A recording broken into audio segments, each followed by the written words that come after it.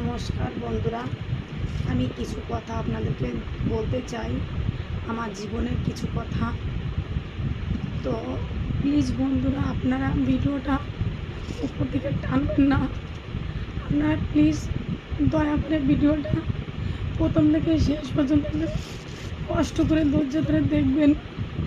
ভিডিওটা উপরে টানবেন না, আগে দেখবেন, তারপরে আপনারা পাশে। তো বন্ধুরা, আমি ডাক্তারখানায় গেছিলাম, হয়তো এর আগে একটা ভিডিও আপনারা দেখেছেন যে আমার ব্রেন টিউমার হয়েছে। টিউমারটা এইখানে এই পোর্শনে হয়েছে। তো এটা আমার অনেক আগে থেকেই হয়েছে, আমি বাড়িতে কাউকেই জানাইনি, কারণ সবসময় যন্ত্রণা হতো, ব্যথা হতো, মানে প্রচণ্ড ব্যথা হতো। এমনকি ব্যথা যখন শুরু হতো তখন মানে 2 দিন 4 দিন 5 দিন একটানা থেকেই যেত, কখনো ব্যথা কমতো না।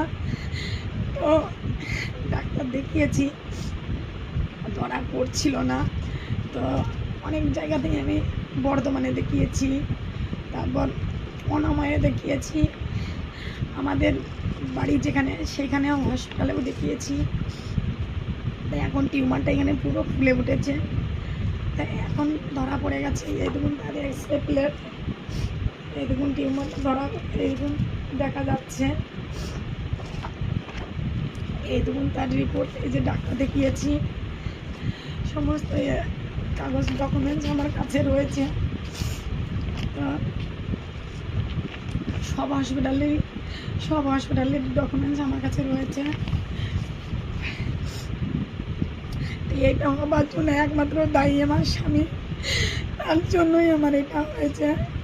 কারণ তার সঙ্গে বিয়ে হবার পর আমি কোনোদিনও সুখ পাইনি, শান্তি পাইনি, কোনোদিন পেটে খাবার পাইনি, এমনকি জামা কাপড়ও পাইনি। আমার কোনো শরীর খারাপ বলে ডাক্তার দেখানোর জন্য কোনো ওষুধ খাবার টাকা পাইনি। এমনকি বাচ্চা হয়েছে, বাচ্চাটা যে পেটে ছিল তার জন্য আমি যে ডাক্তার দেখাতে যাবো, টোটোয় করে যাব, তার জন্য কোনো আমাকে একটা টাকা দেওয়া হয়নি। এমনকি আমাকে ওষুধ খাবার জন্য কোনো টাকা দেয়নি। নানান টেনশনের ফলে আজ আমার এই পরিণতি। তাকে আমি বিয়ের পর থেকে এতটা বছর খাইয়েই গেছি। যতদিন আমি খাওয়াতে পেরেছি ততদিন আমি খুবই ভালো ছিলাম।